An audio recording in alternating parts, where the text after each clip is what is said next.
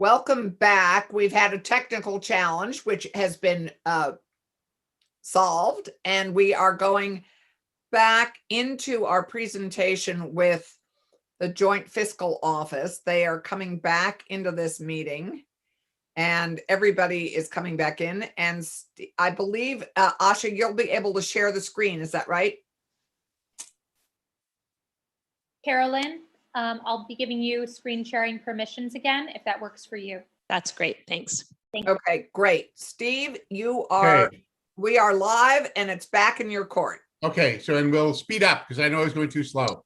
The technology communication, you can see again, the House spent $62 million on state technology, and they also proposed 150 for broadband. That's going to be, in both cases, the technology projects are going to be important to get started, but the other question really is broadband may be one of the ones where we want to make sure you're funding everything you can do now, but we may see a lot of money this summer. The governor proposed 250 for broadband. So over time, I think that the question really is, what do we do now versus, long-term, you may do a lot more. Climate change, you can see that the legislature put in 30 million to start with. The governor's proposing 25 million in FY22 and more in later years. And I think that'll be something, again, that probably the goal will be to figure out what needs to happen this year in 22 to get off the ground, and maybe leave for you all to decide in the later years what the amount should be and what it should be used for. Water sewer, got the House allocated 130 million. Some of that is being offset with general fund coming back to provide capacity to deal with some general fund spending.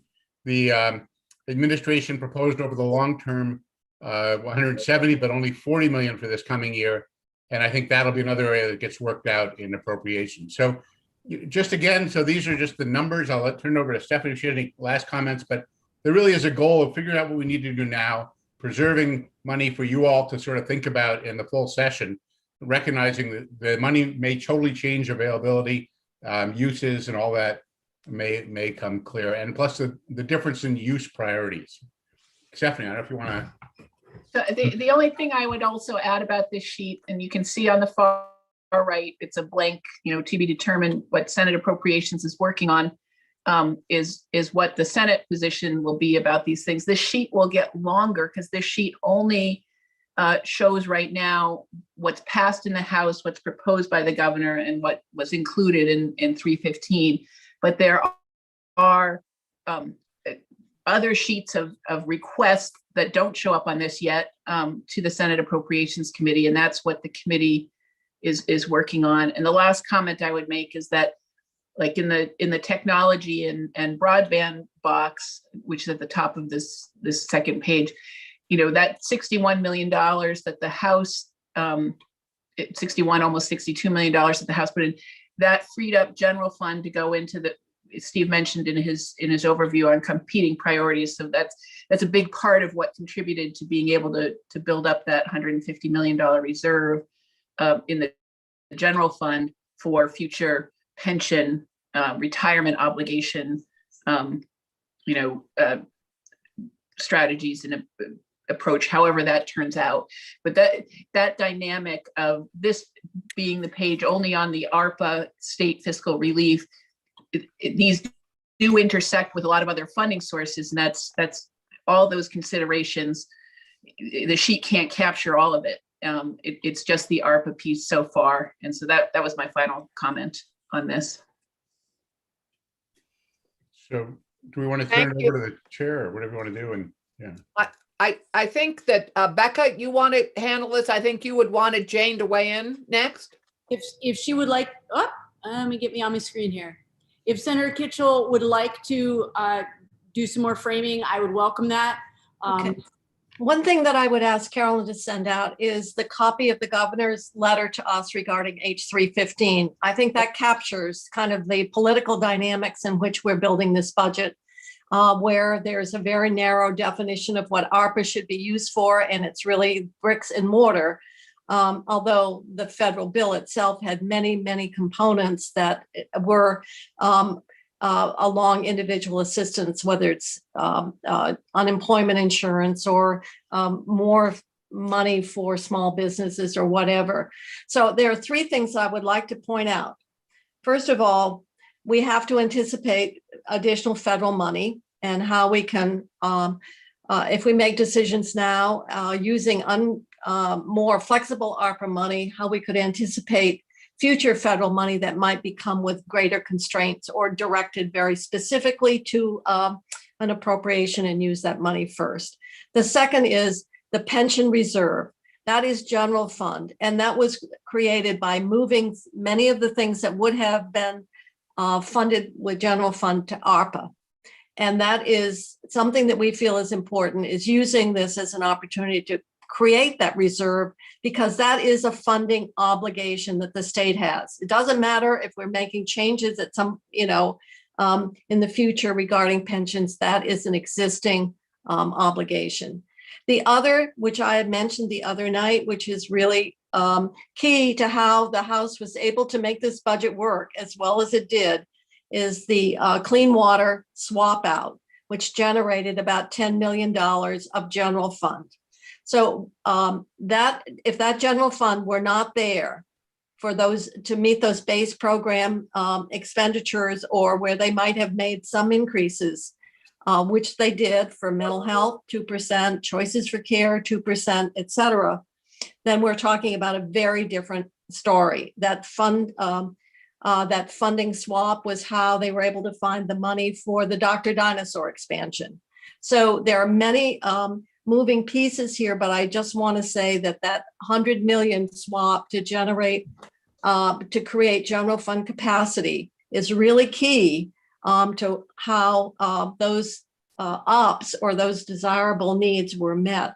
So pension reserve, the 100 million into clean water for the to create the general fund capacity, anticipating future federal receipts. And then the last is building a budget that does include funding for what we're calling more the human capital development of this state, which would be the higher ed, it would be upskilling, workforce, et cetera.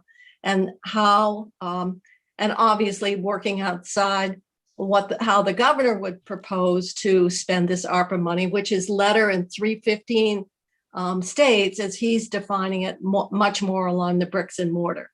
So that is what is happening. There's a lot of different moving pieces and using different funding streams, but those are key elements of what is really influencing the budget as we're working on it. So Carolyn, if you have a copy of the letter, if people haven't seen it, you really should get a copy and have it.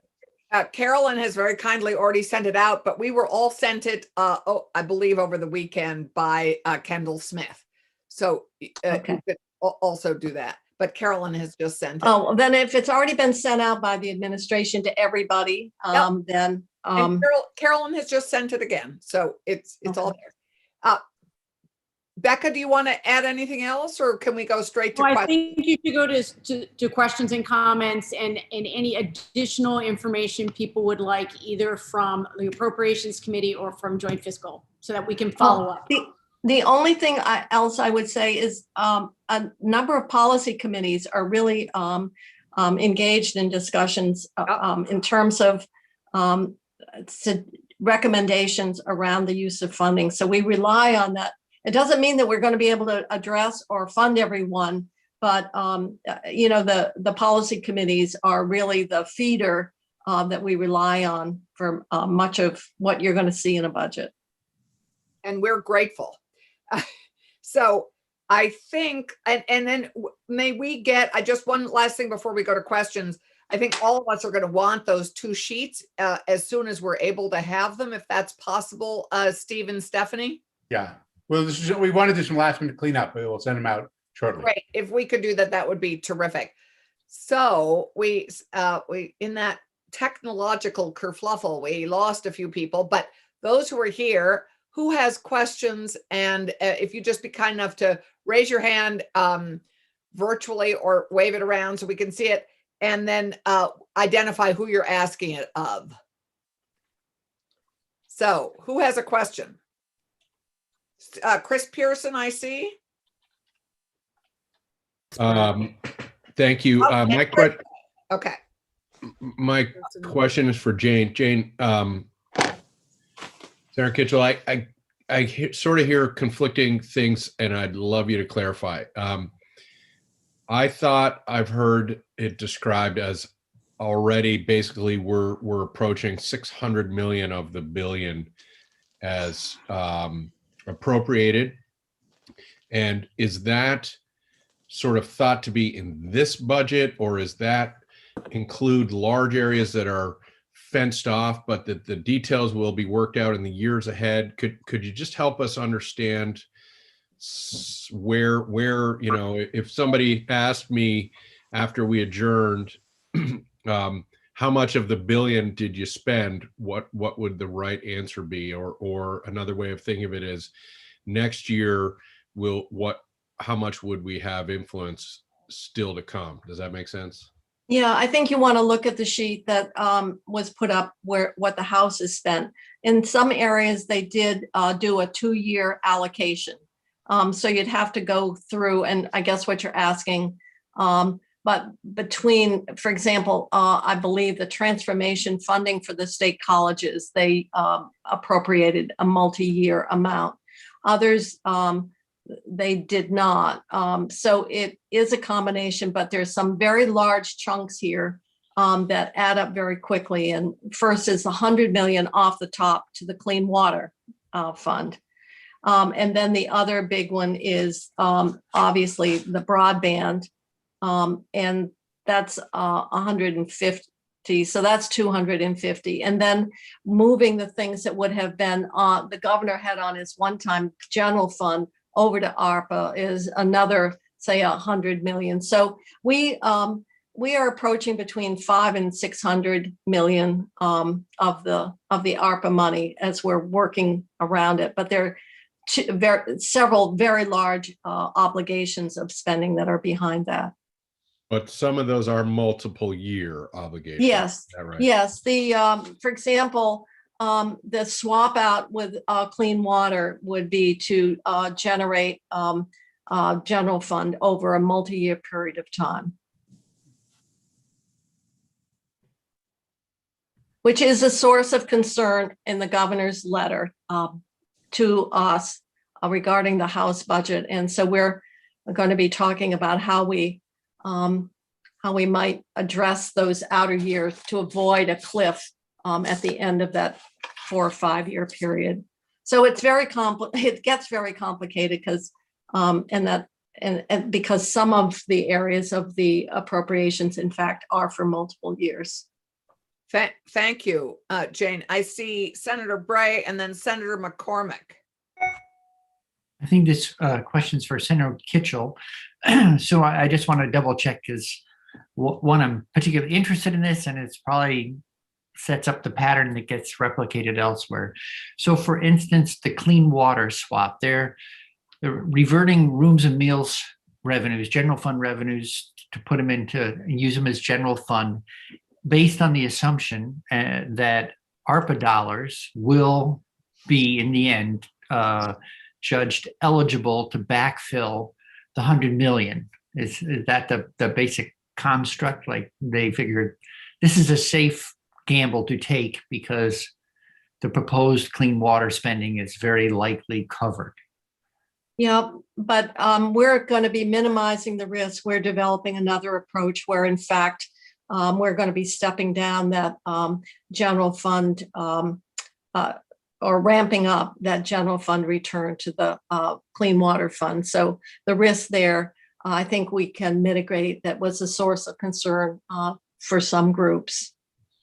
Sure, right. I mean, I think the other thing that worried some people was we finally got steady clean water funding in place, and we're notwithstanding it in order to take advantage of this opportunity. So as long as when the 5 years is up or whatever, we reinstate, then that's probably fine. I think you will find with what we have, it's under draft, but the committee has agreed in concept that we're going to be stepping back that general fund allocation to the clean water fund every year and not wait until the end of the 5th year.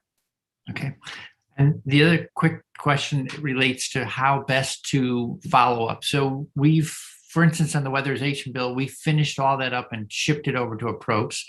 But we've also had presentations from all the commissioners last week about new spending based on ARPA dollars. And are you suggesting so we should vet all those proposals? And I'm not sure that. No, I'm if not they're gonna be recommending allocated. I'm not at this point, when we're about 3 days away from wrapping up a budget, we've got to really say, this is what we can do for the first year. And there's more money and there's more time.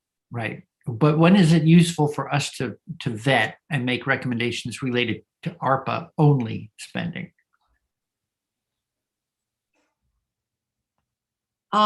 Your time is running out. And if it's not something that's on the list, for us to start taking additional requests that are coming in all the time, we Sure. have got to stop. We have got to say, this is the best we can do right now. Yep. Okay. Thank you. So just If it's something very compelling or whatever, but I know everybody, we're continuing to get requests. Organizations want earmarks. It is everybody's saying, how do I get in that ARPA line? And that gets into the concern around how to do this so it's not ad hoc. It's not, who gets contacted, that it's done thoughtfully, that the policy committees have an opportunity to weigh in. And the administration has an opportunity to weigh in. We've had some requests for spending where the administration says, we don't support it, not because it's not necessary, but we can get it for at no cost. And then you get into that idea of, or that dilemma, if you stop giving an organization the money because what they want to provide you don't need, or you can get it for free, but they still want the funding stream, that gets a different kind of discretion. And so there's some of that going on as well. The other big thing that the governor's proposal does not cover, and that's the startup of the courts. And I mentioned it the other day. right. And that is a very significant undertaking. And so and I know Senate Finance has been taking a lot of testimony on that because that's Senator Sears' section of the budget. So that's another area that we feel we have to really get moving. And there's criminal and there's civil. So all the deferred, I hate to say it, but there are many evictions that are pending. Some of them are extremely, heart-wrenching. So there's that's another area of need that we know we need to address that was not included in what came from the administration. What I will say is what the administration, it's their proposal. The allocations are theirs. They aren't ours. We don't own them in the sense of, oh, well, the governor said 90 million for this, therefore it's mine. We can't do that unless if we want to set our own priorities and put funding in many areas that are not reflected in what we received from the governor's recommend. Right. Thank Well, you. Can I ask one follow-up? Because I think it's going to apply to everybody. Okay, it's because we're at 1 o'clock. I know there are some committees that are starting at 1. People are welcome to stay, and we'll take one last question after Senator Bray. Okay, so that is, no one's interested in haranguing you or appropriations. I think what's a little tricky is to know how much ARPA money is going to be committed at this point versus how much will be sort of held and figured out when we come back in January or somewhere downstream in time, so that we know what we should look at in order to actually be a productive partner for approps and when to weigh in and what we're looking at. Are we looking at the House proposal, the governor's, a Senate proposal, how we sort this out and play a useful role, not a haranguing role. Since we're still marking up the budget, I do not have an absolute bottom line. And if something very necessary and compelling comes in, but let me tell you, if it's not additive, in my mind. The governor had a lot of things on his general fund list, and some of those would fall into his ARPA bucket. I'm sure the desire is to make it additive. I get all the general fund and I get what I'm proposing out of the ARPA. We can't do that because otherwise we don't have the general fund for the pension reserve. So I just have to caution people, we'll try to do as much as we can, but we've got to, if we say, we absolutely want to do something for pensions, we absolutely need to do the clean water swap out so that we can find the general fund for the areas that we want to increase. Those are givens, and then they have an impact on what you have available, either ARPA or general fund. Great, thank you. Thank you. Last question before we go back to committees. Senator McCormick.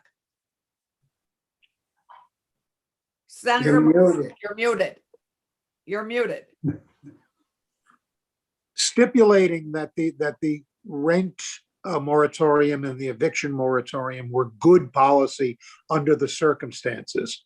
Nevertheless, they've imposed on landlords a really heavy financial burden that they didn't deserve. It was simply the luck of the draw.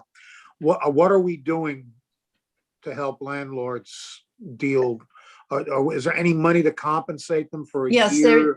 well, there's money. I don't think anything is going to compensate a landlord who wants to sell the property and the tenant won't let them even in to inspect or whatever. That'll have to go through the courts. So the startup of the courts is really essential for these cases that we're hearing from, where it appears that, sometimes you say, oh, the landlord is, engaging in really horrible behavior, but we have heard circumstances of the tenants as well.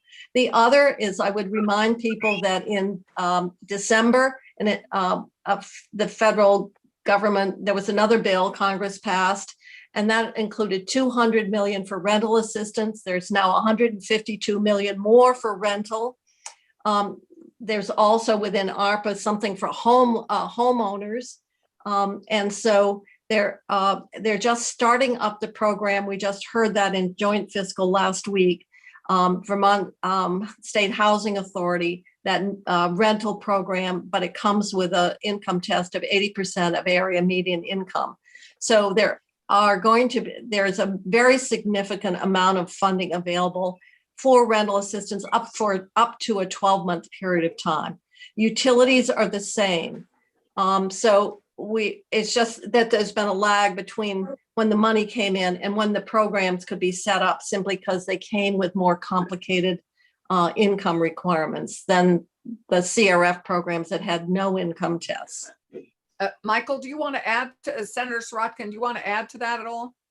No, I think that's well said. There's plenty of money to deal with the financial problems, that's for sure. Right. Okay, great. But there's no compensation to landlords for the year of rent they've lost? No, there is some back rent that's available in both of those programs. Okay. There's back rent, but under the CRF, I believe there was a requirement, or maybe it was a partial reduction if the landlord did not want to retain the tenancy. And in long-term cases, the landlord had to apply actually for the last amount of money. It was the landlord it was the rental assistance was going to the landlord. I think that does us for time, because I know so many of us have committee. Thank you very much. We'll get those sheets out to you ASAP.